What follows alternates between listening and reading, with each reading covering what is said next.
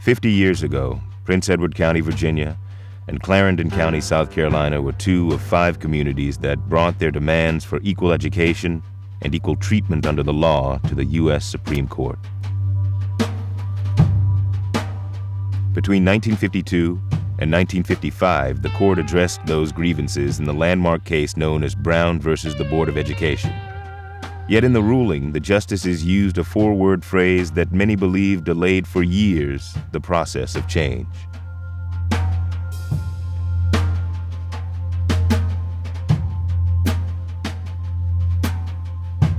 It was no speed at all. It's to say, we're going to ignore this. The Supreme Court can't tell us they can pass all the laws they want to. We're not going to integrate these schools. And that's what they did. They were determined. And I think a lot of it is based on the fact that these people are still angry with the black people for standing up for something they believed in. They decided on those words with all deliberate speed, which gave people the right to say, well, what's deliberate and how much speed? Are you saying does the slowness with which some of these states desegregated has something to do with some of the problems we see today? Yeah, I think so. Yeah, because some of these people who are now slugging it out just trying to exist were afforded a subpar education.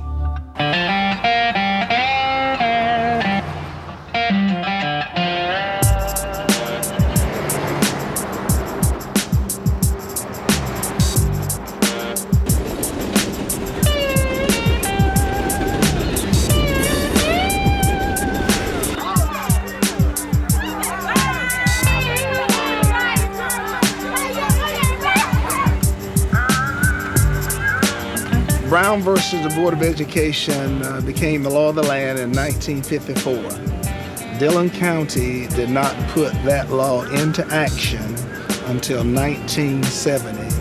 As the years passed since 1970 and 2 private schools have come into the area, we have had a large exodus of whites from our school system. We're a rural area, of course, and it's basically a poor area. The majority of our kids, the greater percentage of our kids are on free lunch, which means that they reach the poverty level.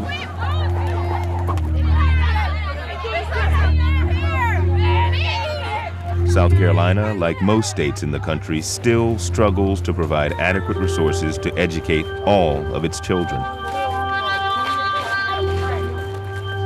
So we still have some of that pre-Brown versus the Board of Education in existence. Painting the inside and outside, getting rid of the mold and mildew. New water fountains. These are old classrooms. They have holes in the walls for insects and roaches and things to crawl in. And then the book materials, we have to share sometimes because there's not enough to go around. We lost personnel that we couldn't replace. We don't have the money to replace them. We have mobiles in the back of the school that are really horrible. You need to add on an addition to the school so we won't have to walk in the rain and mud to get to our classrooms. Why can't we all play on the same kind of field? Why can't we get equal funding? I just don't understand it. It's really not fair for us to have schools like this when other schools and counties are building 5 and 6 schools at a time. There's a message that comes from this, from rain coming in on them. It's a message that they don't matter. Isn't it sad we're right back in the same situation that we were 50 years ago, trying to get minimally adequate facilities, and we're even fighting for that.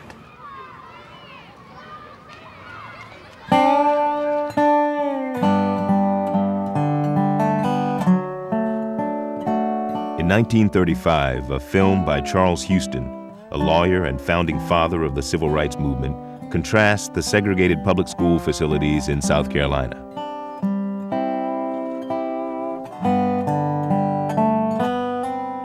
At the time, 4 out of 5 illiterates in the state were black.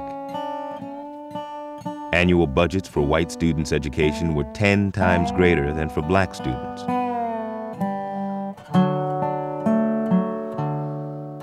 School buses, common for transporting white students, were rarely afforded black children.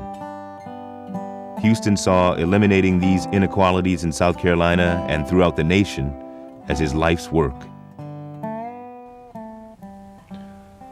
The ultimate objective is to abolish all forms of segregation in public education, to point out the evil consequences of discrimination and injustice to both Negroes and whites, to map out ways and means by which these evils may be corrected, and to aid the local community should it decide to take action. During the late 1940s and early 50s, in communities across the country, a movement of individuals was gathering to fight segregation in American society. Before leaders like Dr. Martin Luther King Jr., Medgar Evers, and Malcolm X rose to prominence, there were people like Reverend Joe Delane, Harry Briggs, Barbara Johns, Reverend L. Francis Griffin, and countless others. They stood on the front lines, risking their lives and livelihoods to combat institutionalized racism and inequality. One place where their earliest efforts took root was in Clarendon County, South Carolina.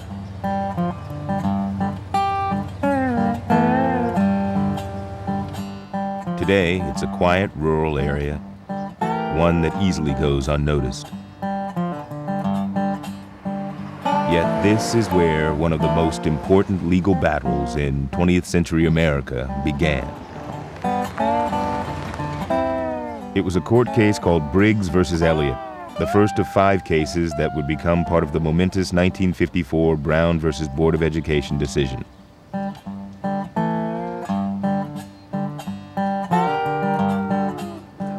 Here, in a church where they gathered half a century before, are some of the unsung heroes who fought against segregation in the schools. Though most no longer live here, they remember and still bear the scars of that fight. That was it. This is here, Liberty Hill. Oh, that's Liberty Hill. That's right Oh, here. that's right here. This was basically a farming community where most people were involved in agricultural type of trades. One traffic light, you can go 30 miles to the east, 40 miles to the west, another 30 miles to the south, and never run into another traffic light. That one traffic light in town had 3 gin houses, cotton gin houses, and that was the economic force of the community. Cotton season came at the end of the beginning of school term, which is September. Well, the last bale of cotton, Daddy said, was the one that you got with your school clothes. So you had to get everything out of that field, and the last one you had is what you used to purchase school clothes. Sometimes they had to work, and they were working sharecropping, so they were working on a white man's land, per se. They had to wait until that white man's crop was harvested before they could go to school. Following World War II, black school children in the South would commonly walk many miles to class. White children attending separate schools would just as commonly ride buses. This led to a simple request. In 1947, there was a man in Somerton whose children had to walk 9 miles to go to school. His name was Levi Pearson. He wanted a bus. That's all he wanted, a bus to take his children to school. Now, he went to the school board. The white kids had buses. He went to the school board. They said no. Black people don't pay enough taxes to buy a bus to take your little Negro children to school. Now, they said Negro when they wanted to dress it up. Now, you can imagine what they said when they didn't want to dress it up. 50 years ago, black folks lived in fear. There was this invisible Berlin Wall. I mean, it was apartheid. It was a fear. You just didn't know what was going to happen. You look at a white girl, and they go tell her parents, that is nigger. It had to be like living in a minefield. Beatings, Lynchings, rapes, murders, awful, awful things. Whites on one side, blacks on the other. The theory was separate but equal, but in fact it was separate and unequal. You're taught racism. They feel that you are supposed to be a second-class person. I had no understanding of how that child could call my father a boy. You're always intimidated by others. You never felt good about yourself. We felt the anger. And sometimes you had to choke with that anger in order to make it through the day. Education was always pushed in this community because of the fact that they knew if my child does not get an education, then my child will suffer the same things that I have suffered, and I want my child to do better. If we look back in history, prior to the days of the end of slavery, African Americans were trying to get that education. And the establishment saw this as a threat. And that's why in the state of South Carolina, they banned the teaching of reading and writing to African Americans. And this was a matter of keeping you in your place. We were offered courses in schools that would lead us to working in the white man's fields or at the kitchen. We were taught home economics, agriculture. Those were the two main courses. They didn't expect our children to go anywhere else. You finish here and you go in somebody's kitchen or you go on somebody's farm. But parents knew that they wanted more for their children. So we pressed forward for the things that we wanted. I came out there, I'm a soldier on the battlefield fighting for his country and could not vote in the general election. So I came back angry. Said change is gonna have to be made. I think when you go off the war and you come back home to your birth, where you went off the war and risked your life to fight, and here you are treated worse than somebody's cattle. So in that respect, I think it played a lot of, or stayed on their mind that, you know, they're gonna fight it out. I mean, you fight over there, you can fight here. They wanted better school buildings. They wanted indoor plumbing. They wanted gyms for the kids. They wanted decent classrooms. They wanted labs. They wanted all the things that would contribute to their children learning.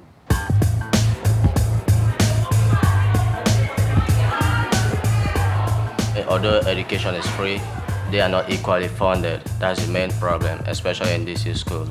And when you compare DC public schools to many schools in the country, it's in the bottom section of the ladder. And, you know, economics reflect race, and you can't, I mean, it's no dividing them. That's the reality. Yeah. And so, you know, DC schools, you know, don't get political respect. You know, it's nothing for the mayor to say he's gonna cut our budget. I mean, it's no thing, because they don't respect us. But if it were somewhere in, like, you know, Fairfax County, the public schools there are great, you know, because they wouldn't dare, you know, do the things they do to us, you know, to those students, because they're, you know, middle class and they're white. I think it's not so much now that we're being discriminated about race, but now we're being discriminated about the education given to us. Because now that we live in like a certain neighborhood, we're not given the same education that someone living in Maryland or at a top public school. You know, we're giving like the back end of it. We're giving the books that are left, or, you know, we're back-ended when we're trying to rebuild our school, remodel our school, you know, make the school better for whoever's coming after us.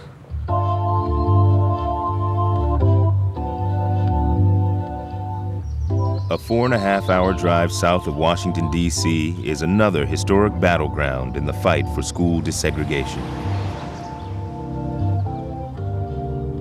This is Farmville in Prince Edward County, Virginia, where another Brown decision case originated. Hold it all the way down. Freddie, yeah. Hey, how you doing? It's been a long time. Man, it's been a long time. I haven't seen you since. This is John. Huh? John Cobb. Oh, John Cobb. John Cobb. John Cobb. Oh, yeah. She's still so foxy, you didn't know, that's right? so foxy. You don't remember me, I'm Sam Thompson, not a right. This reunion of former high school students brings together people who, in 1951, dared to strike a blow against the South's Jim Crow laws. That's a long time. For many, it's their first time back here in decades. The auditorium looked so much bigger. And we used to hold classes here because we had run out of space. We would have classes here, we'd have classes on buses. The conditions at Morton were so pitiful, so bad. We had known all along that something must be done. We got the hand-me-down buses, we got the hand-me-down books, and we knew that we were being cheated of an education. We felt we were being programmed for failure. What happened in Farmville in 1951 didn't begin as a challenge to school segregation. Instead, parents of black students wanted a new high school equal to one serving the white students in the community. Repeatedly, the local school board refused their request to replace the dilapidated 8-room structure. This building was constructed for 180 students, and at the time, it was 456 and growing. That's quite a few people to be in such a confined area. Of course, they compensated, they thought, by building top-heavy shacks. Well, if you can imagine a poorly insulated long box, those were the top-paper shacks. And the other children was in a nice building and our children out in things like that. Where were the bathrooms in those old things? There were no bathrooms out there. I guess no water or whatever. Just because they were black, they were pushed out there. Their animals were treated better than that. And then the potbelly stove, if you were near the stove, you burn up. Yeah. But if you were all the way over in the corner, you were freezing. You better put a coat on. It was destined, someone had to do something. After a while, people just say, enough is enough. More than 2 decades earlier, Charles Hamilton Houston had said, enough is enough. In the United States, the Negro is economically exploited, politically ignored, and socially ostracized. His education reflects his condition. The discriminations practiced against him are no accident.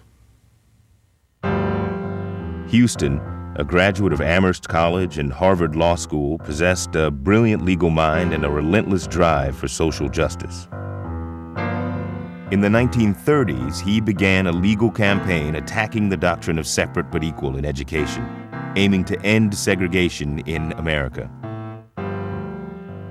Ultimately, his goal was to ban racial discrimination in elementary and secondary public schools. School children represent the grassroots of the population. And to get a better deal for the school kids would pay off.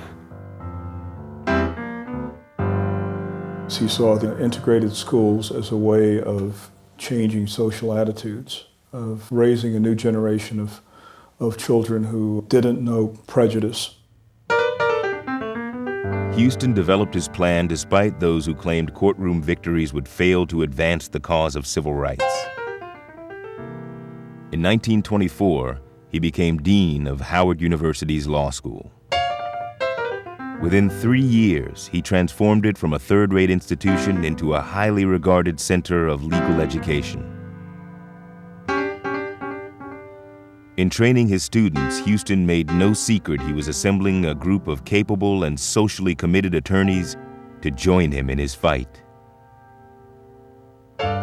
Houston also found allies in the National Association for the Advancement of Colored People, or NAACP. By 1935, he was working full-time to overturn decades of legalized inequality. Point of attack?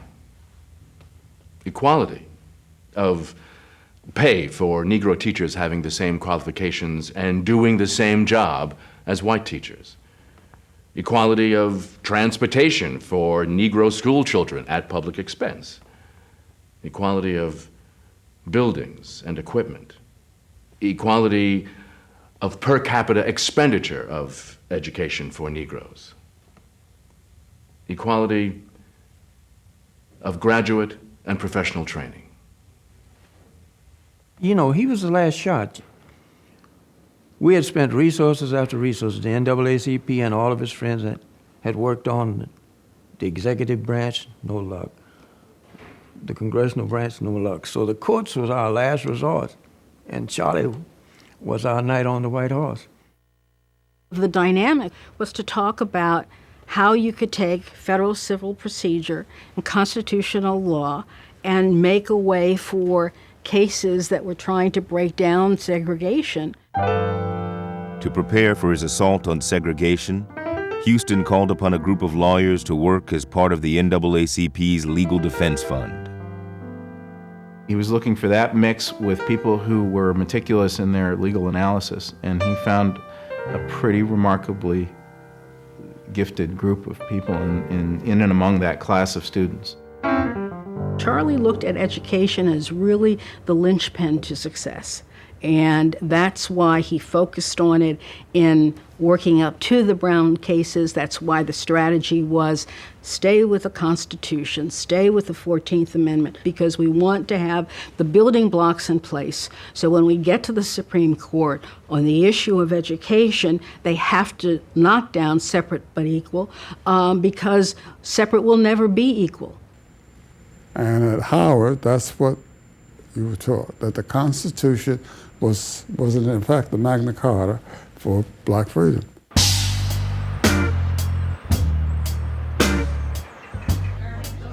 But in Farmville, Virginia, as elsewhere in the South, the specter of segregation cast a long shadow over black freedom and equality. It was never more obvious than in the schools, where white children enjoyed the best facilities. Meanwhile, the local school board continued denying requests by black parents for a better school. By the spring of 1951, the black students of Morton High were frustrated by the blatant disparity. From among them came a young woman who inspired them to act. She was a 16-year-old junior named Barbara Johns. These are Barbara's recollections, and these were discovered after she passed away. It's when Miss Davenport became a music teacher for my sister and me when we took piano lessons. I felt I could share my innermost thoughts with her. I told her it wasn't fair that we had such poor facilities, when our white counterparts enjoyed science laboratories, a huge facility, a separate gym, and more. I warmed to my subject and looked to her for an answer to my frustration, and she said, "Why don't you do something about it?" What one could do about such a situation, I had no idea. But I spent many days in my favorite hangout in the woods contemplating it all. My imagination would run rampant, and I would dream that some mighty man of great wealth through his generosity would build us a new school building, or that our parents got together and surprised us with this grand new building and we had a big celebration. I even imagined that a great storm came through and blew down the main building and splattered the shacks to splinters. And out of this wreckage rose this magnificent building, and all the students were joyous, and even the teachers cried. We wanted so much here and had so little, and we had talents and abilities here that weren't really being realized, and I thought that was a tragic shame. And that's basically what motivated me to want to see some change take place here. When Barbara Johns approached me and she said, "I need to talk with you about something," well, kids were always talking. So I sort of ignored her. So then she caught me in the hall one day and slipped me a note saying, "It's important that I talk with you." Well, we did meet eventually in the bleachers. So she told us that she had come to the officers and the upperclassmen because she knew that basically we had clout and the students would follow us. And she told us that she'd be the spokesperson and our leader. I remember when she asked me to meet her down on the field because she had something to say to me, I was horrified. She was asking me to be disobedient, cut class, but somehow I knew that she probably had something important to say. Then when she told me what she wanted to do, I went home and talked to my father and asked his opinion on what she had said, and he said to me, you have to do what you feel is right. And I'm going, hey, I'm 13, you know, when did I get all of this power? Not wanting to risk teacher and staff jobs, Barbara proposed a secret student-led strike to protest the unequal facilities. We planned during that whole year as to what we were going to do, and we met at different places. It had to be a secret, otherwise it never would have worked. That day I remember as being like any other school day. However, we were called to assembly. I told them when the bell rings, you get up, walk out of the classroom, and if the teacher tells you to sit down, you don't listen. And that was our first act of civil disobedience. You know, when we came to the auditorium, we didn't know exactly what happened. We knew something was going on, but we didn't know exactly what. Instead of the principal being the one who spoke to us, that was my sister, Barbara, standing on the stage. There wasn't any fear. I just felt, this is your moment, seize it. And that's what happened. Once Barbara spoke, it was a complete hush. Because number one, they looked up there, they saw her, they did not know her that well at that particular time. They had seen it, but they did not know her power. It was a highly emotional, very intense feeling that I had to get these students to understand that this was not what we wanted. And I just felt confident that they were going to accept every proposal I made, which they did. It was a day of jubilation for me because we all wanted to do something about the conditions, but we was afraid and didn't know what to do. And we wanted leadership. And now we had that leadership. And so we were going to support that leadership. We tried to work through the system. It didn't work. We've got to do something. And Barbara Johns was the one that stood up, and she started it. And we were all of us, I'm proud that she asked me to join. When I went home that night and we were having dinner, finally I told my father and mother what was going on. And my father stood up and said, run that by me again. And I ran it by him again, and he said, son, I didn't send you to school to strike. I sent you to school to get an education. And my mother said, wait just a minute. Said, he's taking a stand for what he believed in. And said, then she told me to run it by her again.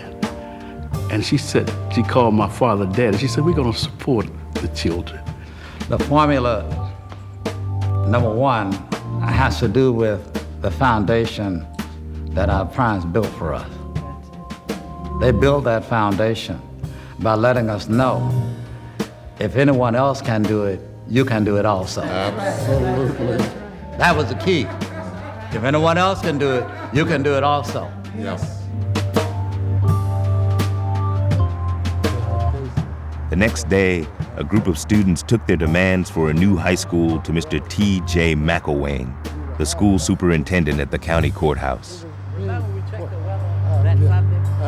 There, they came face to face with white resistance.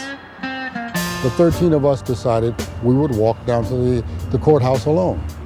We walk into the office, and the secretary is behind the desk, and she looked like she was going to have a stroke or something. Because here, this group of black kids standing there, and I guess based from her perspective, she, you know, in the white community and all of the stories that whites and blacks hear about each other, maybe not knowing any better, maybe she thought we came down to attack or something.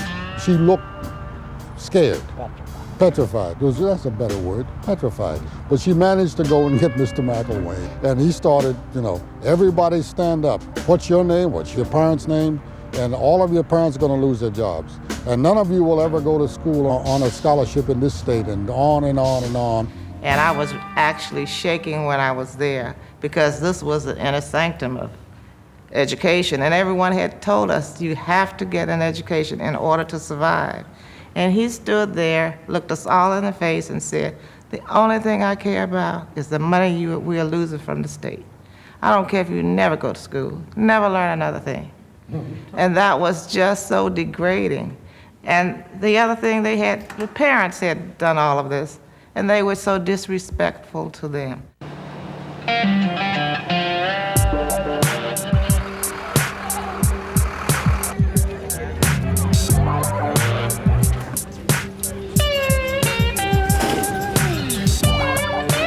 All they knew that they wasn't being treated right, and they wanted a change. And they wanted to make our situation right for everybody, not just for one set, for everybody. You know, when they did this, they wasn't looking for history to be made. These was only students, remember now, these was just students. And that's when they did that great big walkout. Not knowing that they was gonna make history. It shows what a bunch of people can do when they have a common goal, and it's worth it to all of them. Well, I thought they weren't, it was on equal. You want to help me out? No, not really. My family members that went through this, they don't like make it a point to sit me down and let me know what they had to go through. And most people our age don't know how we can make an effect on the political issues. So a lot of us don't usually worry about them. Well, I don't think it really affects us personally, but it might affect their older relatives or something, because nobody talks about it. If it happened and it just happened, nobody's gonna sit there and make you listen to the whole story.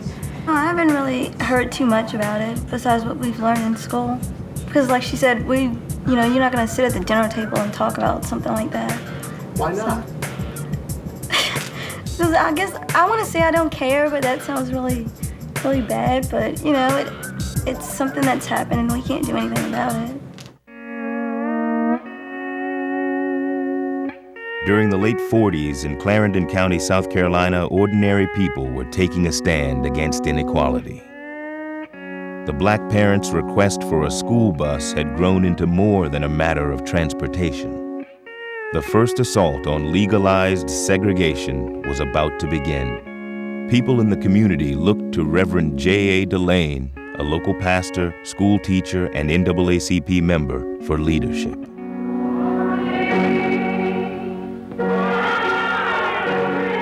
Not really. I just remember this tall, mixed gray-haired man. He was like a leader. People tended to gravitate to him for assistance. These people did the leadership from their churches, and therefore the stories were told from the pulpit. The patriots of America made their greatest contribution by their struggle for public education. This glorious vision has not yet become a reality. We need God's grace to keep the vision, lest the people perish. He told them basically what they had to do, and that was to follow through. Probably was Reverend Delane who suggested that they sign a petition. Reverend Delane got up and said, "This is going to mean my job, but I'm willing to sacrifice that.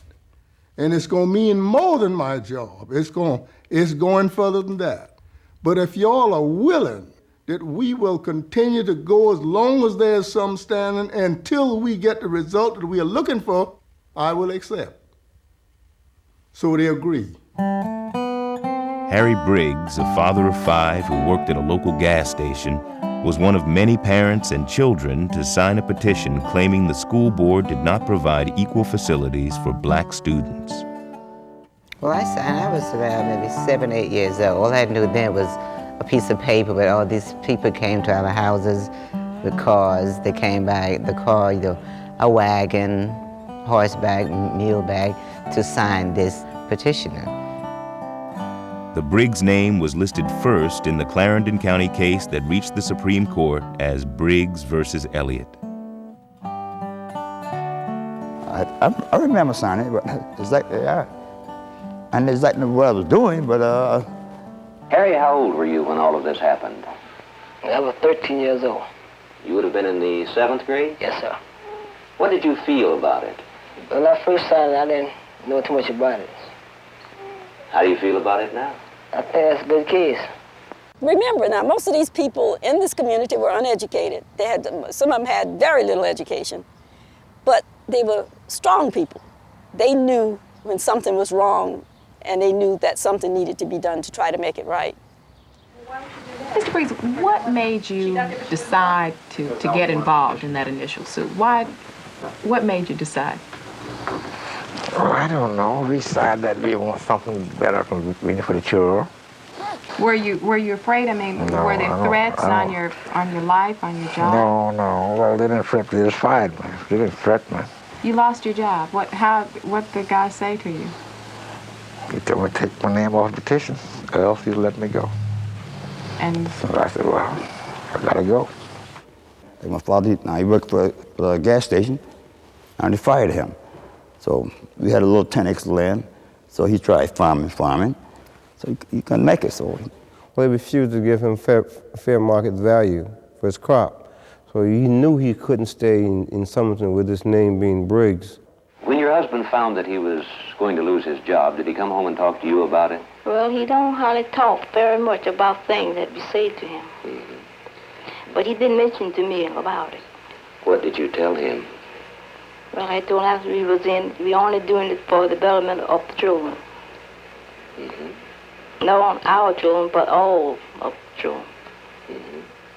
These are just ordinary people. These are regular, ordinary people who are doing these extraordinary things. And some of them continued on for the rest of their lives doing these things, and some of them did this one thing and that was it. And you never see them again, never hear from them again. But at a moment in time, they reached out and took this risk.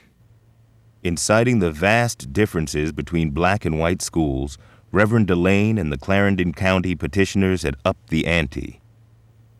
They were now claiming that the practice of segregation violated the 14th Amendment of the Constitution. The courage of these people, who not only stood to lose their jobs, but also to lose their lives. They was running the risk of being shot or being hung. This was a life and death struggle between a philosophy of life, where the South was fighting for what it conceived to be a way of life that they had enjoyed after they were successful in the Reconstruction period, and they wanted it to continue.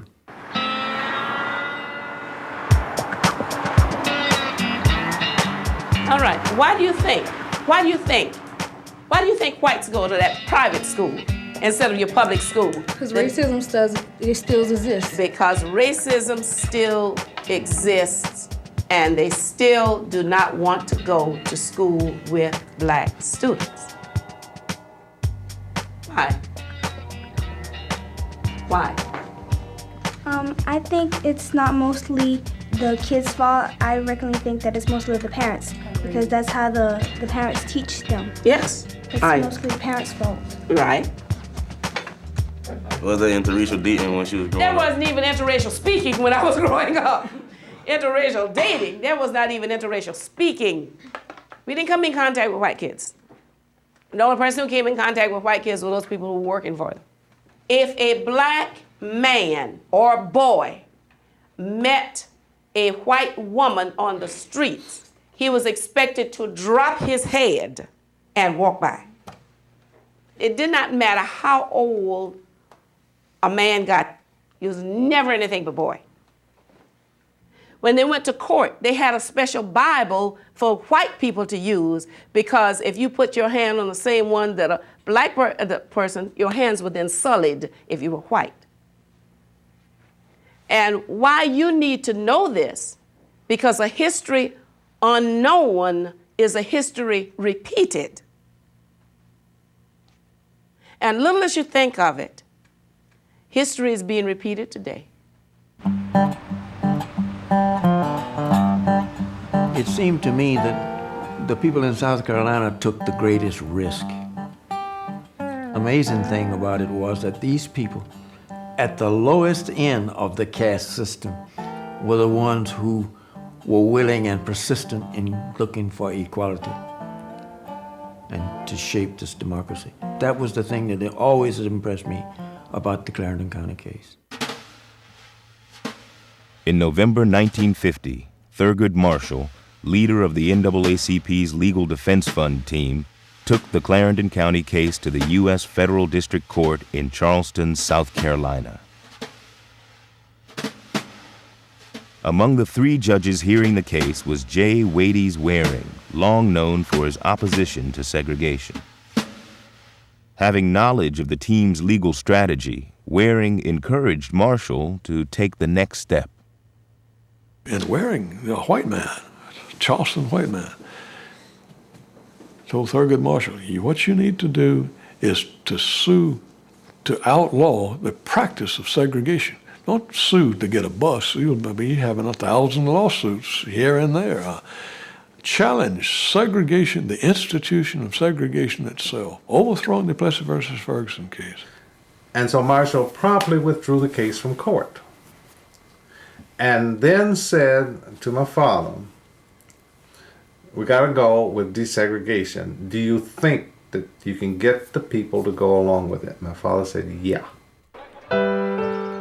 In May 1951, Marshall brought the case back to federal court in Charleston, this time attacking the practice of segregation in the state schools. A key witness for the plaintiffs was Dr. Kenneth Clark, a black psychologist whose research with dolls asserted that segregation damaged the self-esteem of young black children. This, Marshall concluded, was evidence that separate but equal school systems could never result in equality. Yet the 3-judge court ruled 2-1 against the plaintiffs. Judge Waring cast the dissenting vote. I am convinced that the Supreme Court of the United States will declare that segregation in schools is unconstitutional, and after that, things will be cured by pressure from the outside. And perhaps I might be able to induce the people here and throughout this country to pierce the iron curtain of prejudice that extends around the South and force those people to become true Americans and live up to the tenets of our Constitution. Waring's dissent triggered outrage among whites in Charleston. He and his wife were repeatedly threatened for his views. They were living under fear at that time. He had, the only friends that Judge Waring had were black friends. And he was very involved in the situation and plight of blacks across the state. Hostility towards Waring grew statewide. He retired from the bench in 1954 and moved with his wife to live in New York City. When he died in 1968, some 300 black people attended his funeral in Charleston. Only 3 white people, including his wife, took part in the ceremony.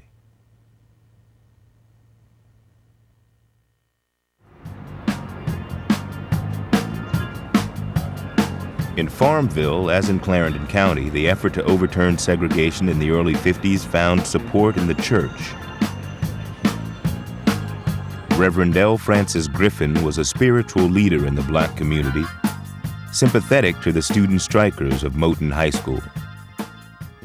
When Reverend Griffin indicated that we could use his church as a refuge, I mean, it was a godsend because of the fact that we knew this gentleman had worked with the NAACP. We knew that he was an advocate for equality.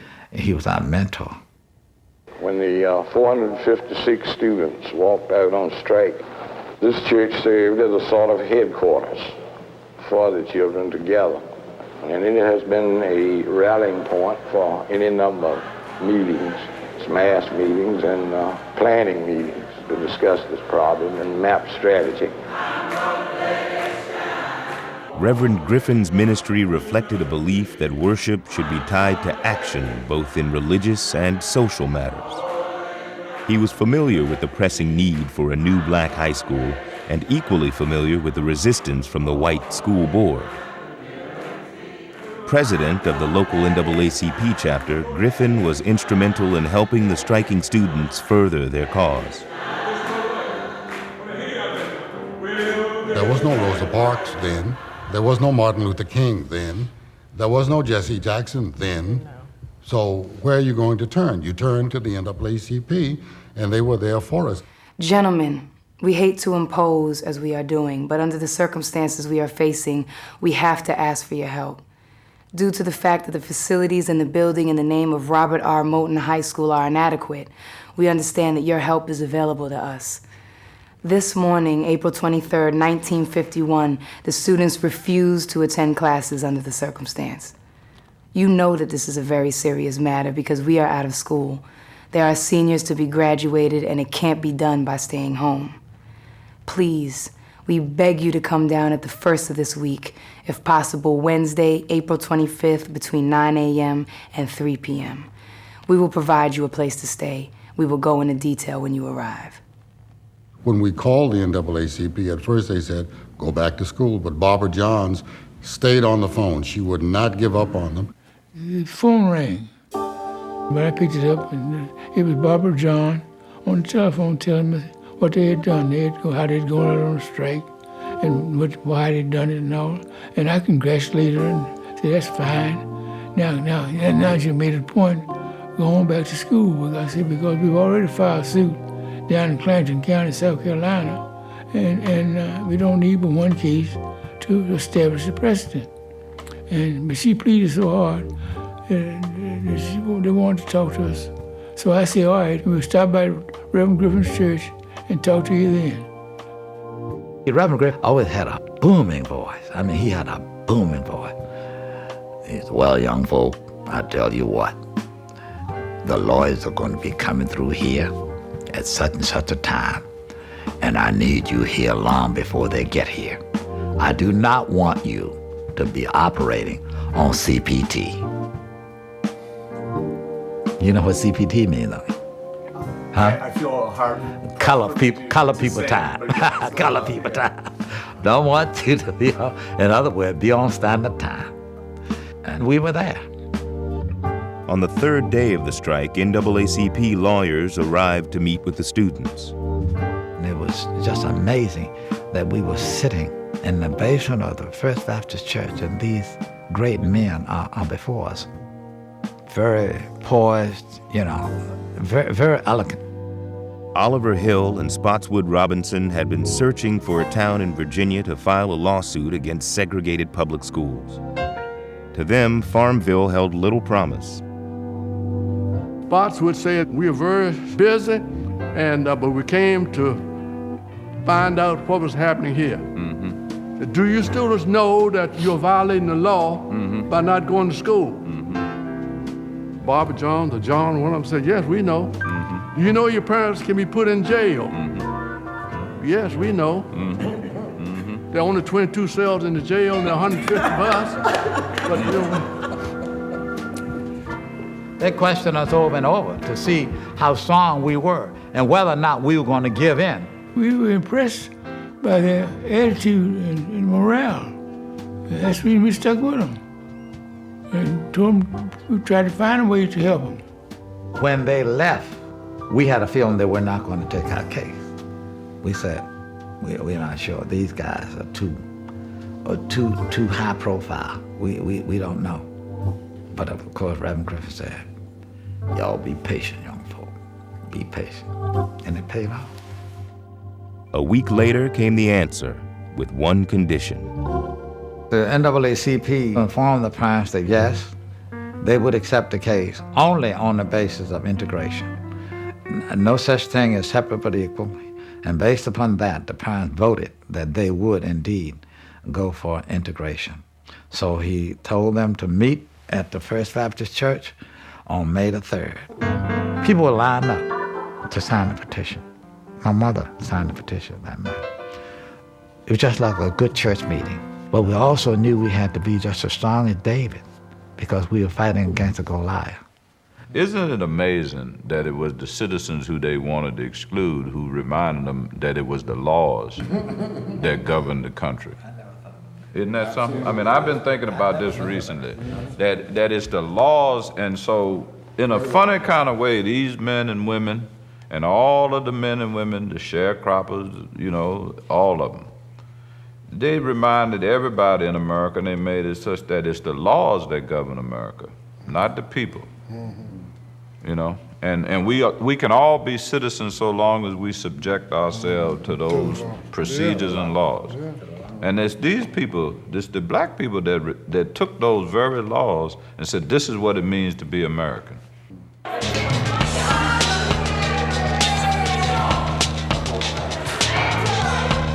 Remember those first patriots, John Adams and George Washington and all those famous patriots? If they'd have been caught, they'd have got hung. So obviously, here's some more courage again, remember? True patriot is a rebel, but he's willing to take a risk. And that's what the challenge is in the risk. But a patriot is somebody who challenges, you know, the government, who participates in democracy, who, you know, asserts their opinions and challenges the government to change and do what's right. And now, you know, they call you un-American and unpatriotic if you say, I don't agree with what America is doing, what the government is doing. And that's definitely not what a patriot is. A patriot is somebody who understands what democracy is and understands that, you know, they have to take a stand in the democracy and to, you know, assert their opinions. And that's what those people did. They said that this is wrong.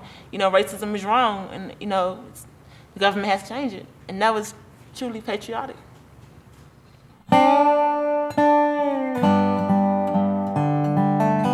Charles Houston had been working to change racial attitudes and the laws that fostered bigotry in America since the 1920s. Yet despite his efforts, he attracted little public attention.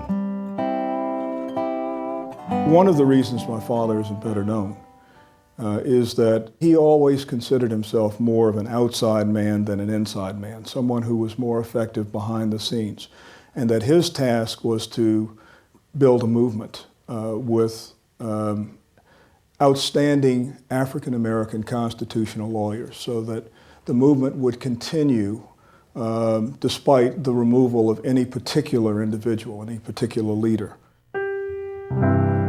On April 22, 1950, the man who created a movement to end segregation died before seeing his goal realized. He worked unstintingly. I mean, he worked at the expense of his health. I know from my mother that one of the reasons he worked so hard was that he wanted there to be a better world for me to grow up in. And so.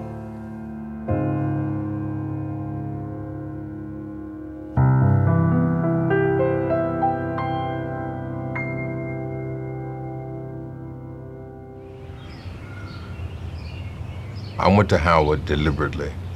It was not because it was a black school, it was because it was Charlie Houston's school. It was where Bob Carter and Thurgood Marshall and Spotswood Robinson and William B. Bryant studied. It is where they got the law. And I remember Thurgood coming my freshman year, I believe it was, and seeing him stand in the moot court with tears streaming down his cheeks saying, "This is Charlie Houston's law school." At the time of his death, many of the lawyers from Charles Houston's law school were part of the NAACP Legal Defense Fund team. Together, they worked on the 5 lawsuits destined to become the Brown versus Board of Education cases. Their headquarters was a room in a nondescript office building in New York City. It was a boiler room, if you will, and it was a very small office on the west side of Manhattan. And many of the lawyers had day jobs, and then they would come to the NAACP offices or the legal defense offices and work half the night on cases, on strategy. Heading up the understaffed, underfunded team was Charles Houston's protege, Thurgood Marshall. Thurgood was a jolly giant. He could always find something humorous in every crisis that we had. He was the one who kept us laughing. Let me tell you something about him. He was surrounded by all these scholars who would propound these various theories, strategies, and tactics. He was able to absorb from each of them the best route. He was brilliant in his approach to cases. He understood how to analyze legal issues and get to the heart of them. I never thought of Justice Marshall as the great scholar in this group, but he was the great assembler. He took everything that this group brought him and brought it into a mosaic that could be understood by all. That was his great talent. By 1952, the citizens who initiated lawsuits in Clarendon County, South Carolina, and Prince Edward County, Virginia, now entrusted their fate to the NAACP lawyers.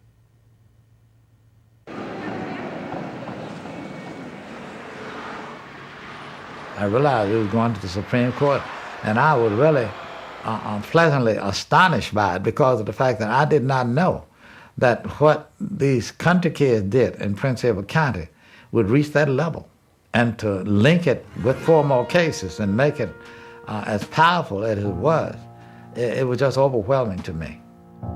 The 2 cases were joined with lawsuits from Delaware, the District of Columbia, and Topeka, Kansas. Well, they all came to the Supreme Court at separate times. That the court recognized that all of them had the same issue involved. So to save the time of the court, what they wanted was to get them all here at one time, and let's decide this issue once and for all. Stroke of genius, really. The issue was one of the most important issues that had faced the court in its history.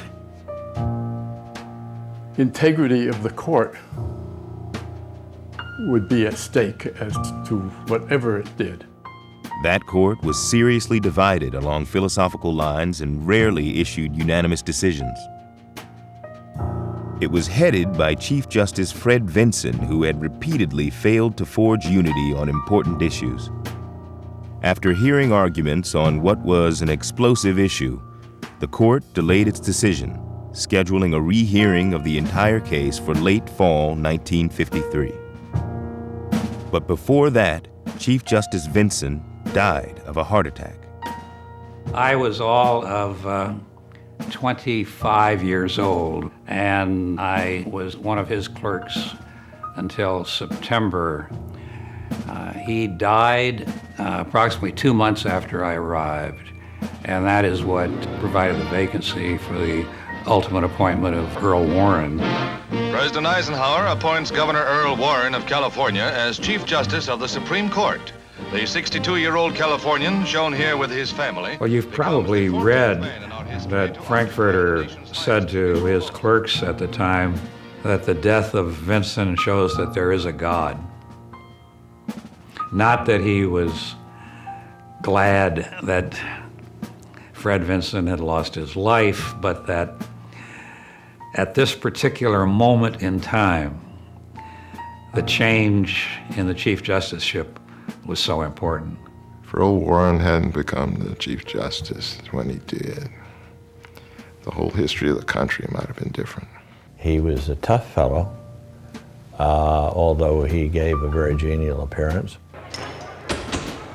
He also was not a great intellect, but he had very strong principles, and he also had a very keen political sense, having been governor of California several times. People liked him almost immediately. I think they saw Warren being the kind of Chief Justice that could weld the court together in a way that perhaps Vinson had not been able to. We were very aware of the seriousness of the case We literally did not know whether there would be blood in the streets as a result of the decision, regardless of which way it came down. It was very serious business. Everybody knew it was historic. There were hundreds of people lined up outside the court the night before, like a rock concert today. When you have something like the argument of the segregation cases, it brings out great crowds of people who would like to participate in viewing it. This is a part of the group of lawyers from all sections of the country who are here in the Supreme Court for the purpose of arguing the school segregation cases. There were a lot of arguments, you have to remember, but there's no question about the fact that the main focus was on John W. Davis and Thurgood Marshall. Here was Davis run for president, sort of come out of semi-retirement in order to argue this case for South Carolina. Davis would be a formidable opponent for the NAACP legal team, having participated in over 250 Supreme Court cases during a celebrated career. Known for his rich baritone and incisive eloquence, he towered like a Goliath among lawyers. For Marshall, facing Davis was a personal challenge. As a young law student at Howard, he had admired him and many times heard Davis argue in the Supreme Court chambers. Davis was, in his cutaway and his starched collar and his grand appearance, he looked like a Chief Justice. And he gave a very persuasive argument. In the Clarendon School District in South Carolina, there were 295 whites, and the state has now provided 2,800 Negro school children with schools as good in every particular. In fact, they're being newer. They may even be better. They're good teachers. The same curriculum is for the 295 whites. Who is going to disturb that situation? Who knows how best that could be done? If this is done on the mathematical basis, you would have 27 Negro school children and 3 whites in one school. Would that make the children any happier? Would they learn any more quickly? Would their lives be any more serene? Now, children of that age are not the most considerate animals in the world, as we all know. Would the terrible psychological disaster being wrought to the colored child be removed if he had 3 white children sitting somewhere in the same schoolroom? Now, I have posed that question because it is the very one that cannot be denied. You say that is racism. Well, it is not racism. And then there was Thurgood Marshall, who really was responsible for making the court finally face up to the bare question, is it constitutional or is it a violation of equal protection to separate solely on the basis of race? He recognized, I think, one of the key foundations of his argument had to be morality and fairness. You know, I got the feeling upon hearing the discussion yesterday that when you put a white child in a school with a whole bunch of colored children, the child will fall apart or something. Now, everybody knows that that's not true. The same kids in Virginia and South Carolina, and I've seen them do it, they play in the streets together. They play on their farms together. They go down the road together. They separate to go to school. They come out of school and play ball together. They have to be separated in school. There's some magic to it. You can have them voting together. You can have them not restricted because of the law in the houses that they live in. You can have them going to the same state university and the same state college. But if they go to elementary and high school, the world would fall apart. Nobody will stand in the court and urge that. And in order to arrive at the decision that they want us to arrive at, there would have to be some recognition of a reason of why all of the multitudinous groups of people in this country, you have to single out Negroes and give them this separate treatment. It can't be because of slavery in the past, because there are very few groups in this country that haven't had slavery someplace back in the history of their groups. It can't be color, because there are Negroes as white as the drifted snow, with blue eyes, and they are just as segregated as the colored man. The only thing it can be is an inherent determination that the people who were formerly in slavery, regardless of anything else, shall be kept as near that stage as is possible. And now is the time we submit that this court should make it clear that that is not what our Constitution stands for. Thank you, sir.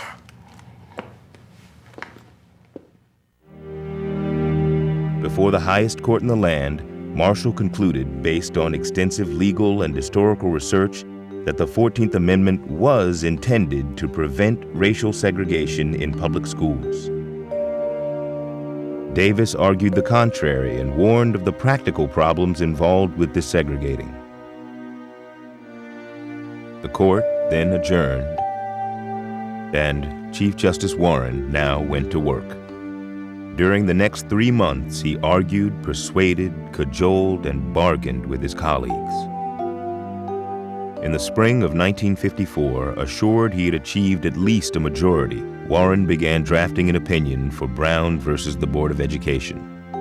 Called me in on April 29 and asked me to work on the opinion.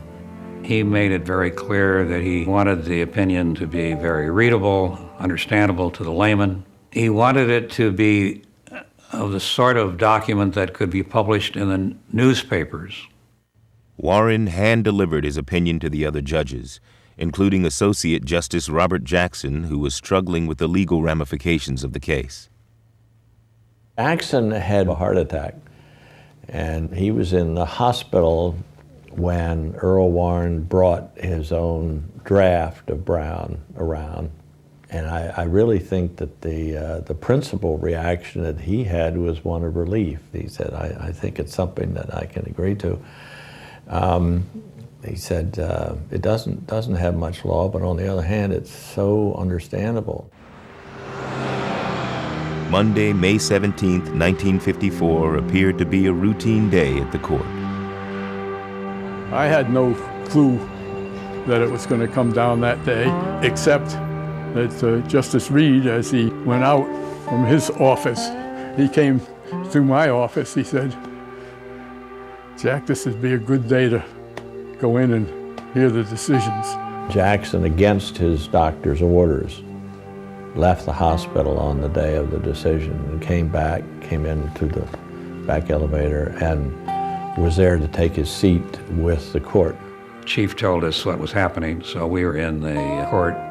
A number of the clerks in other offices were out having lunch because they hadn't been told that and deeply regretted it. And there were a couple of other opinions that came down first.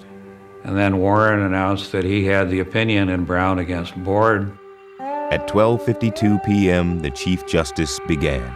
Does segregation of children in public schools solely on the basis of race deprive children of the minority group of equal educational opportunities? We believe that it does. We conclude unanimously that the doctrine of separate but equal has no place. Separate educational facilities are inherently unequal. Within 30 minutes, a change in the law that began with the actions and the courage of ordinary citizens in small communities was endorsed by the nation's highest court.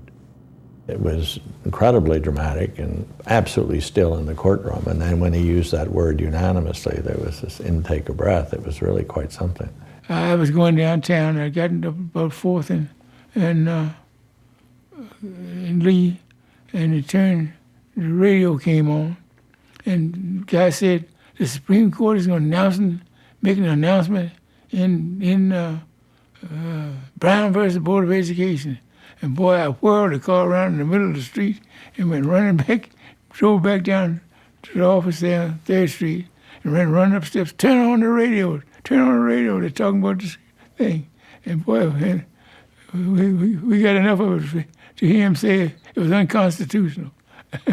And I don't think there was any work done that day. I mean, today, almost everybody looks back on Brown against Board as thinking, well, it was inevitable.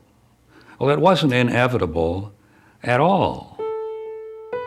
It had to be unanimous.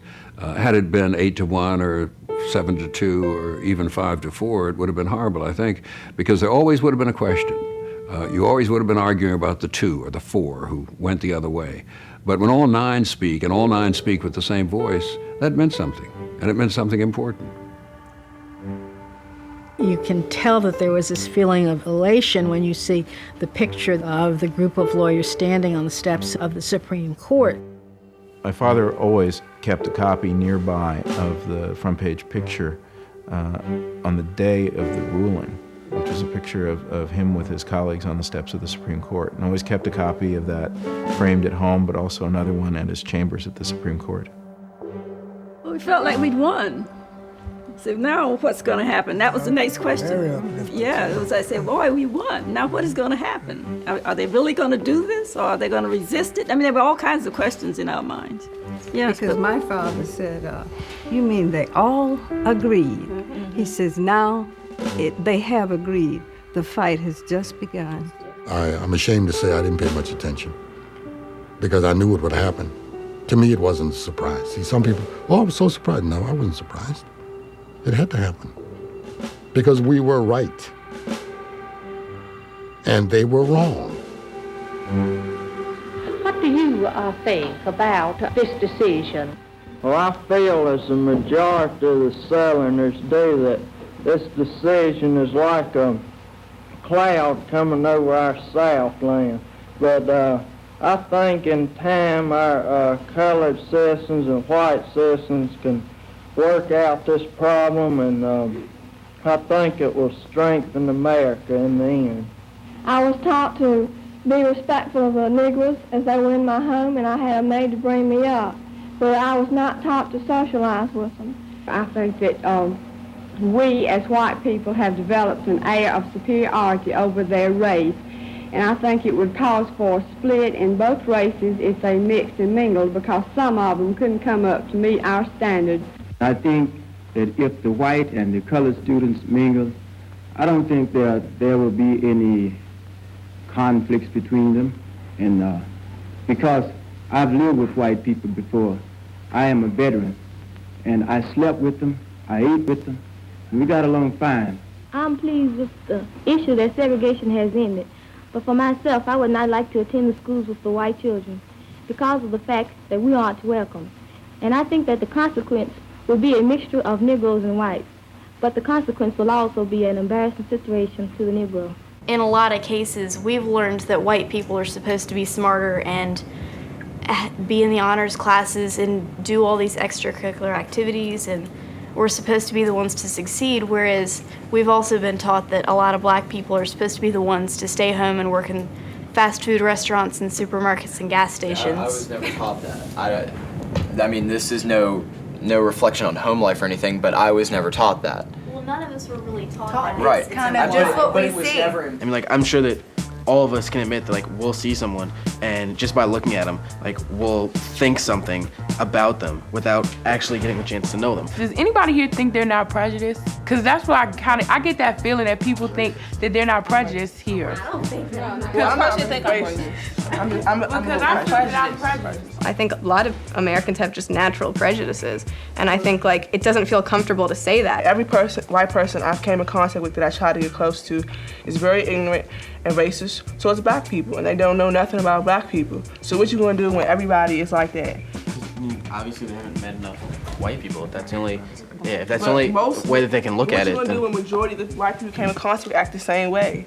I mean, I lived in Georgia, where the majority of the white group is conservative Republican, and I still managed to have white friends who didn't have problems with racism. I mean, like, I dealt with racism. I mean, things are always gonna be hard. With its ruling, which reversed 60 years of legalized inequality in the country, the Supreme Court now faced the task of implementing the Brown decision. The judges took a year to devise a plan. On May 31st, 1955, they returned the cases to the district courts where they originated, requiring that desegregation begin within a reasonable time. The opinion contained a 4-word phrase, "with all deliberate speed." The court thought this is a momentous, big decision. We're calling on a section of the country to do something it hadn't done for 100 years that it feels passionately about, enough to kill people over. And so therefore, why don't we sort of make it easy and put this magical phrase, "with all deliberate speed." But what it turned out to mean was with any conceivable delay. With all deliberate speed is a joke. This is a way of saying, hey, continue as usual, and if you get around to it, do it, and if not, don't. Take your time, and we're not going to rush you. That was a phraseology when I was in the Army that struck me, all deliberate speed, because I knew that the machines would jump in there and slow this thing down as much as it could slow it down. And so the people who might have stepped into the breach, the moderates, the liberals, whites in the South, who might have said, "We don't like it, but this is the law, let's obey it," they're just dismissed, they're cast aside, they have nothing to hang on to. And the wildest, most rabid opponents of desegregation rose to prominence. Opportunistic politicians began to take advantage of it almost immediately as soon as the decision came down. You are not going to permit the NAACP to take over your school. And they lay the groundwork for these many years. Immediately, violence, bombings, all kinds of terror tactics. We shall not submit to Negro dominion another day, another hour, another moment. Amid the furor, President Dwight Eisenhower, himself not a supporter of the Brown decision, was reluctant to intervene in what he believed were local matters. Meanwhile, in March 1956, Senator Strom Thurmond of South Carolina circulated the Southern Manifesto, accusing the Supreme Court of abuse of judicial power. Signed by some 96 Southern members of Congress, it aimed to reverse the Brown decision and prevent its implementation.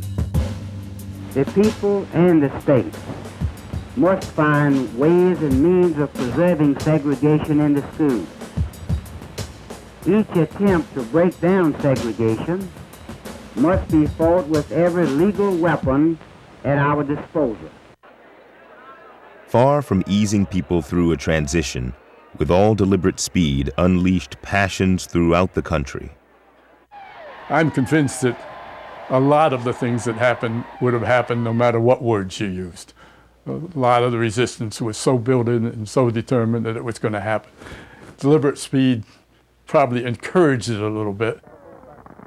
They want to throw white children and colored children into the melting pot of integration, out of which will come a conglomerated, mongrel class of people, both races. The media continuously playing up the concept that a lot of girls were going to get raped. You know, they played this up constantly. We lost a whole lot in the delay. People began to rationalize and justify, and these thoughts became entrenched in that effort to justify, and it's caused, I think, people have a certain mindset that's persisted to this day because of that delay. Resistance was enormous. Southern Manifesto, White Citizens Council, and it was not easy, but the negative reaction to it was a measurement of the massiveness of the victory. The negative reaction in Clarendon County was not only swift, but chilling. Driven from his ministry to a nearby community, Reverend Delane received a letter. We have been notified by the best of authority that you are the one that started the school segregation mess at Manning, South Carolina, and that you was run out of Manning for your filthy, dirty work there.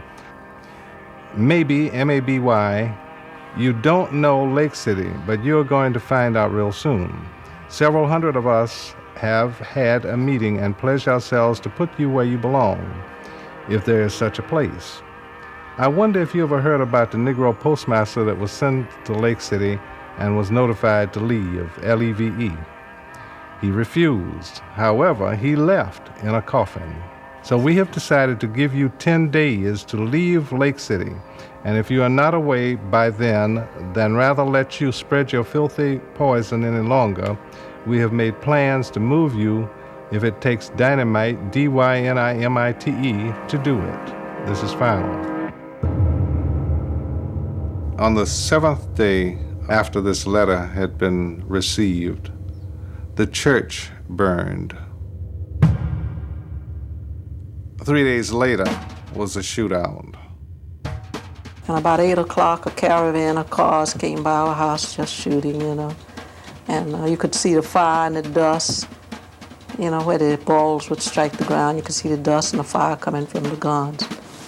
So he got up and he said, "You go next door." He said, "I'm going to stay until they shoot me out." He said, "Well, I don't know which one of us is going to win." He said, "But I'm not going to run. I haven't done anything to anybody. I've only asked for my rights, so I'm not going."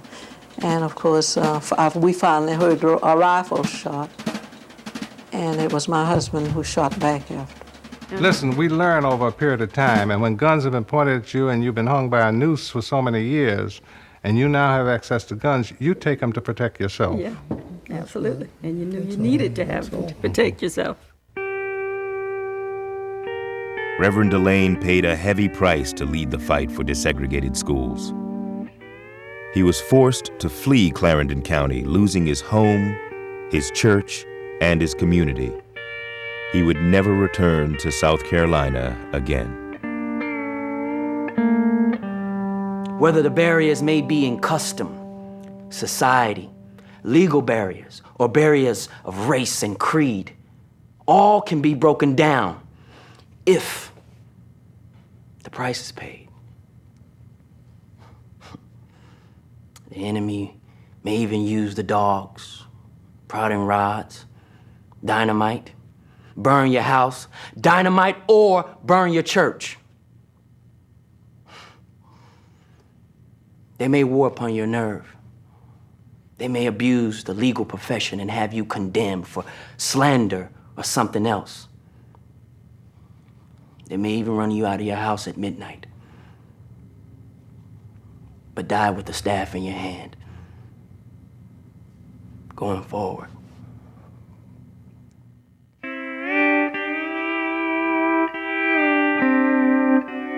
The Briggs family, plaintiffs in the original desegregation case in South Carolina, were also among those enduring threats and reprisals. Well, there are 20 families that kept in the petition. All of us got hurt one way or the other. All of us, I think, half or 80% of the people who signed the petition had to leave Summerton.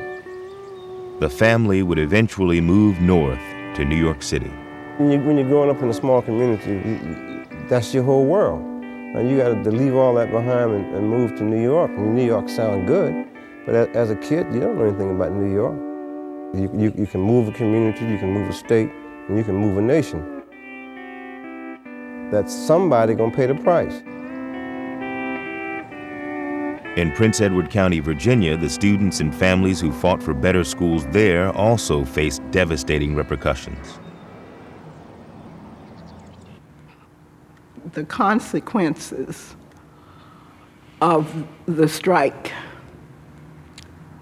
took a toll on my family in that Barbara was sent away that same year to live with my Uncle Vernon in Montgomery, Alabama. And I later found out that my parents had received threats. But somehow we managed to persevere. And we weren't lynched, but at the time, lynching was foremost in our minds because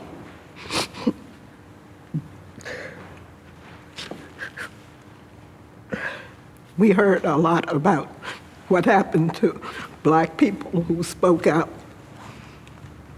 or who did anything contrary to what white people wanted us to do. And we heard about all the lynchings. And to be honest with you, I thought that's what was going to happen to our family. Those who stayed in Prince Edward County saw stiff resistance against school desegregation taken to the extreme.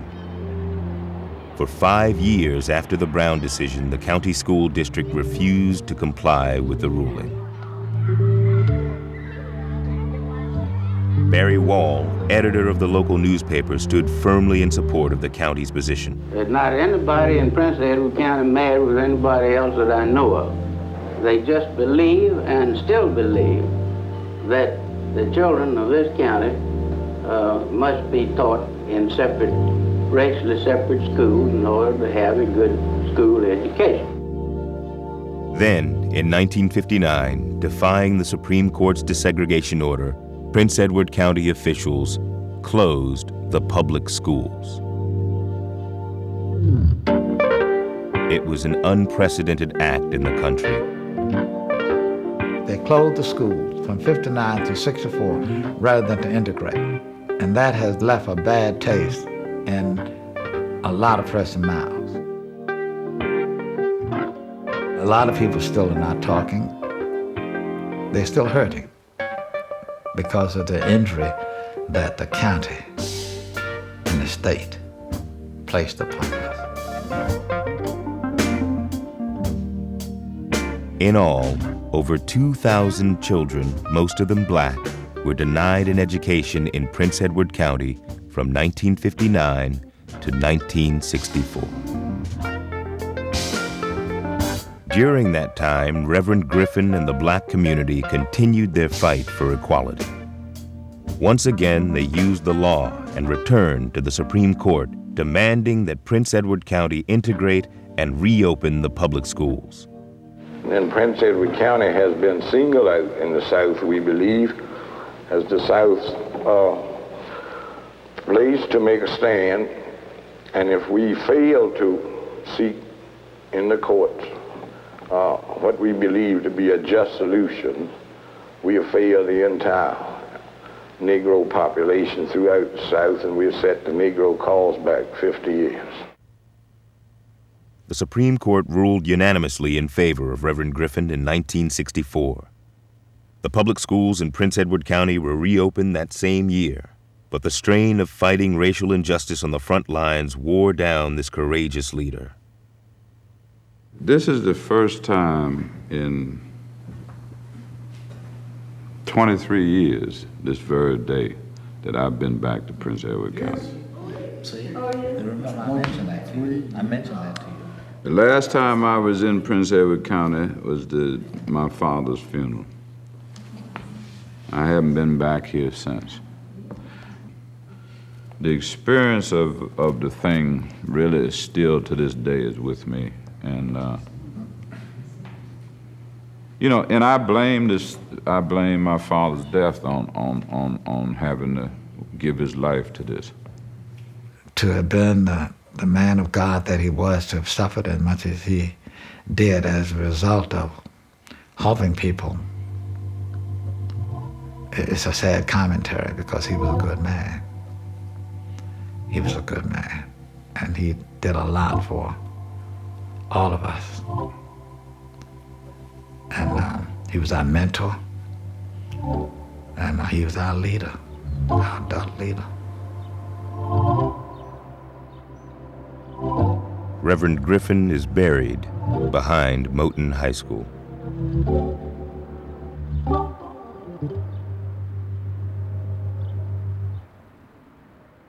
The struggle for equality in education took a toll not only on the leaders of this movement, but also on others in the community.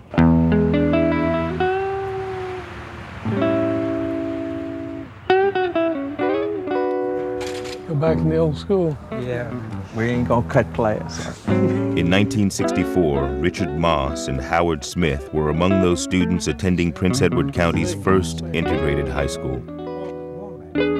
here in Prince Edward County during that time, I guess you consider myself as a little country boy, and that was my way of life. My family had a lot of property and we farmed. After the schools were closed, we used to, with Reverend Griffin and going down to First Baptist Church, we used to have little gatherings down there. People talked to us just to keep our minds alert so that we wouldn't just accept the fact of being out and down. I remember my father saying, there's no way in the hell I can build a new home here and I got 5 kids and they can't go to school. So my sister and I went to Baltimore, and my sister was placed in a foster home and I was placed in a foster home, and they were white. And here it was, these people saying, we're going to be your foster parents. We're going to take care of you. We're going to make sure that you get an education. And here at Farmville, they're closed, the schools. Man, we are not going to integrate those schools. We're not going to have you coming to school. It just didn't seem right. There was no right in it for us to have to be out and to abandon all of our, excuse me, all of our plans and everything. It was hard. I think a lot of the people in town and in other southern places just did not want to face it. It was easier to just close your eyes to it and say, well, they're doing it, they closed the schools, they did it. And I don't think they brought it down to a personal level that I'm involved in this too. But it really threw a big monkey wrench into our life as a family. And it shouldn't have been. And the majority of the white middle class could have and should have stood up and said, we're not going to do this. It's not the way to do things. It's not the Southern way. I mean, there was a hell of a lot of social pressure, a lot of economic pressure put on them. And I saw that through what happened to my father. So I can see why people backed down. My father, he made a speech in the Richmond paper about this has become a moral issue. This is unchristian what's happening here. And that caused all kinds of hell to break loose because they didn't like the fact that he would touch on the Bible to bring that connection into this integration thing. The Supreme Court rulings required Prince Edward County to integrate its school system. Moss and his father were some of the few whites willing to bridge the racial divide. My father asked me, would you be willing to go to the school just to prove that integration is not going to be the thing that kills American society. And he said, I want you to take a few days to think about it. And I said, no, I'll tell you right now, I'll go. This is the old entrance way here. We went up the steps, and I saw those buttons. I mean, this is the part I remember. That was the principal, Cooley. Yeah, they were a good crew. It was really great to have them come. This is Reverend Griffin here. Miss Conley, the business teacher. Okay. This is chemistry class. Hey. Hi, how you doing? It's very nice to meet you. Hi, nice to see you. Chemistry class. Okay, this is Howard Smith, the school I was in. He was a senior that year with me. Nice to see y'all. All right, bye. I mean, just the whole atmosphere coming back and seeing an integrated school. Yeah. Just kind of strange. Mm-hmm. It's rhythm, it's some unity.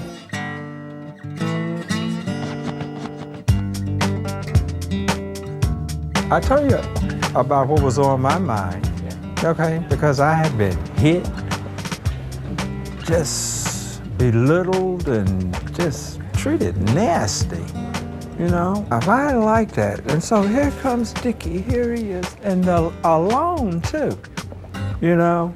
Alone, here he is coming alone. No help, no National Guard, no nothing to come up to save him. I said, wow, they must be crazy. I looked at him, and then some people talked to me and corrected my attitude and my disposition toward the situation, and I let it go. You know, I let it go. I just didn't even think about it no more. All I had to do was just look at him as a human. And he displayed human traits and was up, down to earth. You know, he was cool. Yeah. What I've never heard a good explanation for is this. Richard Moss has been a high school history teacher in predominantly minority schools for the past 25 years. I used to play basketball with this black kid in my backyard all the time. And he would stop by every day and we'd shoot basketball. And then when he turned, it was about when I was 11, and my mother would come out on the back porch and feed us, but never invite him in the house because that just wasn't done. I mean, I know y'all find that hard to believe today, but it was just accepted society. And was your mother just racist, or was it just... She was just brought up in that culture. That was the way she was, you know, we didn't even talk about race like that in those days. I mean, that was just the way society was.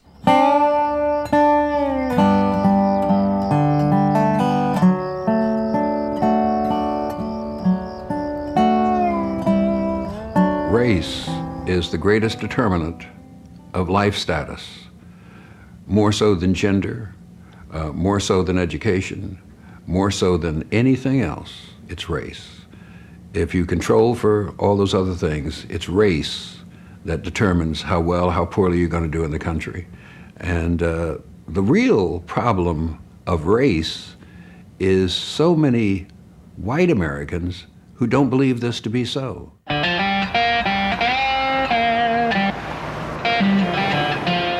I wouldn't say it's integrated because, I mean, I think about 95% of our school is black, if you can find any white people here. Just everything, like the town got a big line in it, you know? Black, white. The Briggs versus Elliott case was the case that wanted the blacks to attend, you know, school, wanted the blacks to have the same schooling that whites had or whatever. But they took the case and they turned it around. They put blacks in the schools, but then they took whites out and put them in another school. Still that big sense of separation. Like there's a big difference. I mean, it's 2004, almost.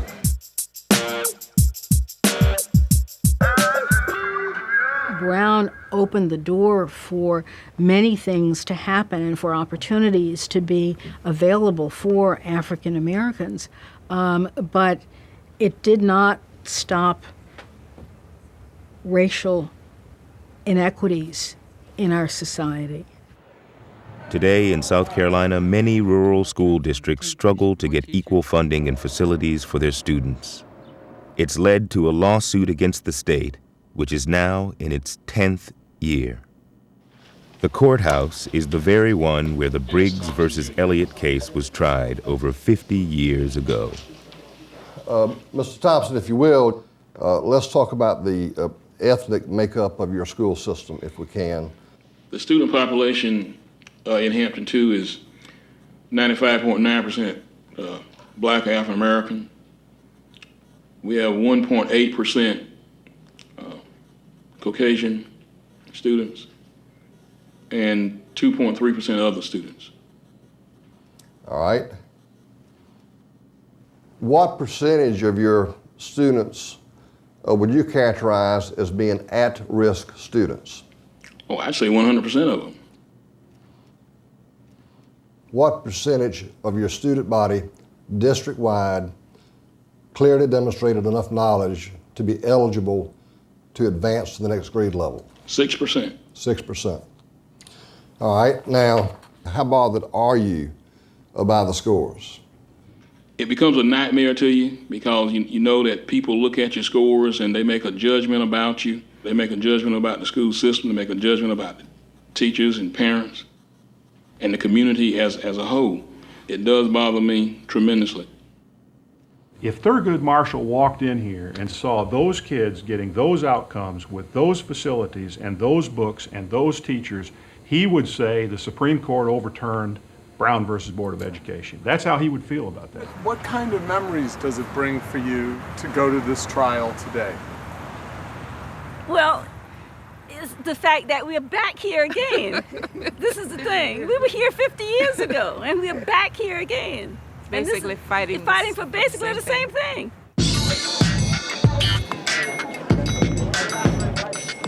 First it was you're black, so you can't go to school. First now it's because you're poor, you can't go to school. It's a different excuse for the same outcome. Education is such a huge factor in where people wind up economically.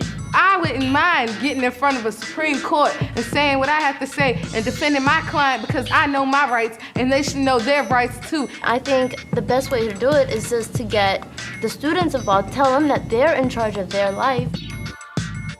At least from this side of the room, the ceiling tiles had collapsed in. And so all this equipment, all the computers and the desks and all this TV had to move to that side of the room. And people were amazed that schools actually existed in such a condition and that students, I mean, we're overcrowded as it is, and students actually used the school that was in that kind of shape. Instead of saying I'm going to make the change, I would start early and just go ahead and start making changes. And that thing like being a leader, you got to look out for everybody, not just your own race or just people from your country. You got to look out for everybody. The real leaders are people like us who are really out there in their community every day. They don't watch TV. They don't hang out on the phone till 1 o'clock in the morning and on the block. They're really out there with their people and are servants to their people at 15, 16, and 17 years old.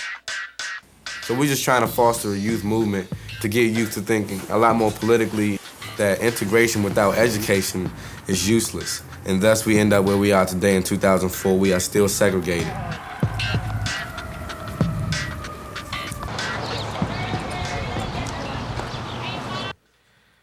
Martin Luther King Jr. asserted that his dream was to see all people of racial and socioeconomic class come together in unity.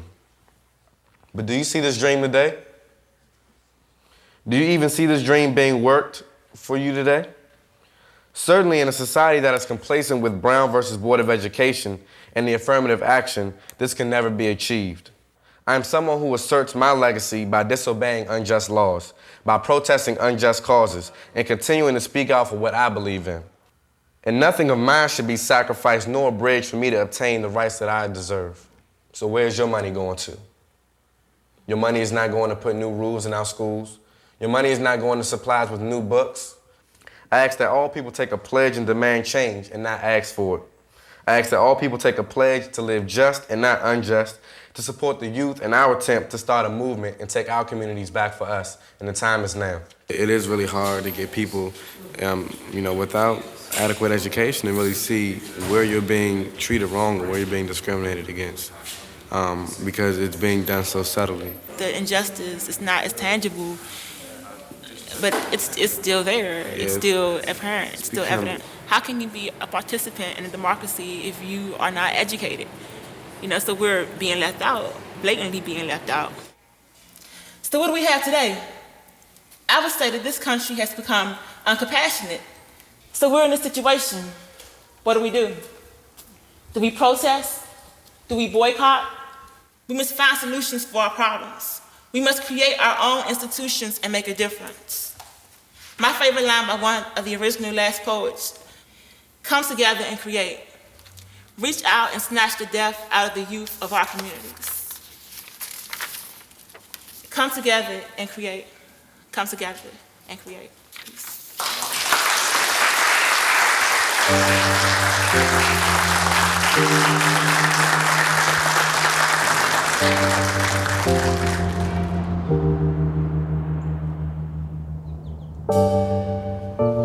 I'm over 80 years old now, and I am really happy just to see what progress we have made in my lifetime. That is to see the day when the Supreme Court passed a decision. I'm not saying that I'm satisfied with what the progress we have made, because it should have been better, but it's better than it was. Most of us never thought we would go to a desegregated school. Most of us graduated, and it wasn't about us either. It was about making a change for other people that would come along behind us.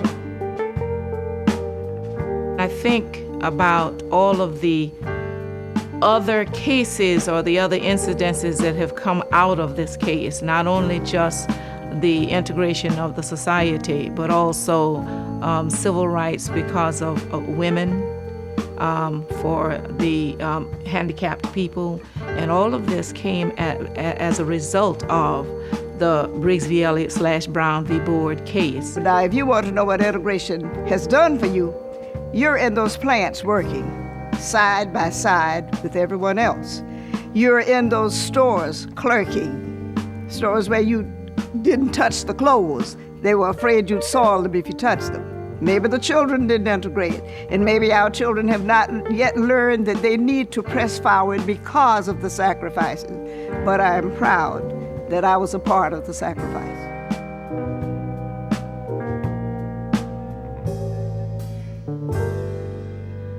Now, that's not to say that it was utopia. It was not utopia. There's still some barriers there. I did not rise to the heights that I knew that I was capable of rising to. There's still barriers there, and we've got a lot to do to overcome it. And it may not be done in our lifetimes.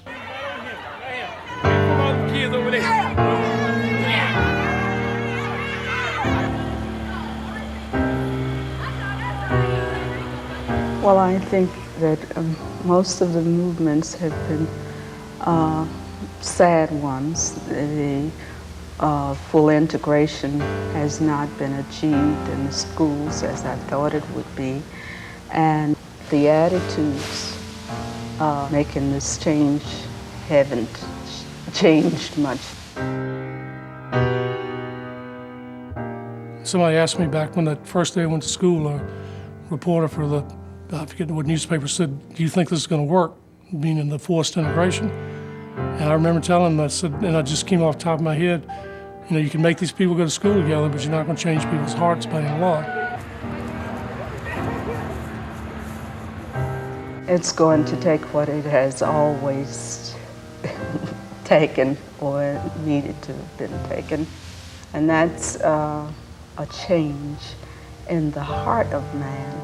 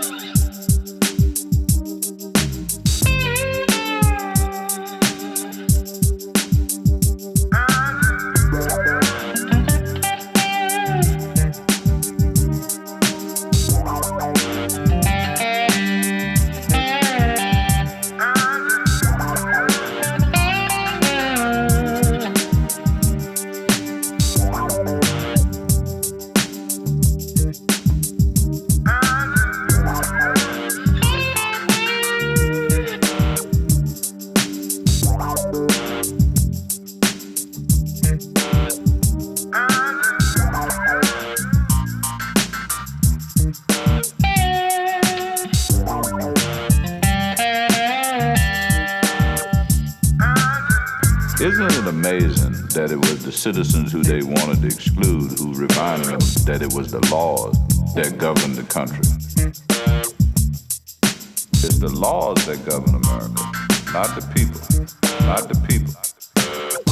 We can all be citizens so long as we subject ourselves to those procedures and laws. It's the black people that took those very laws and said, this is what it means to be American. This is what it means to be American. This is what it means.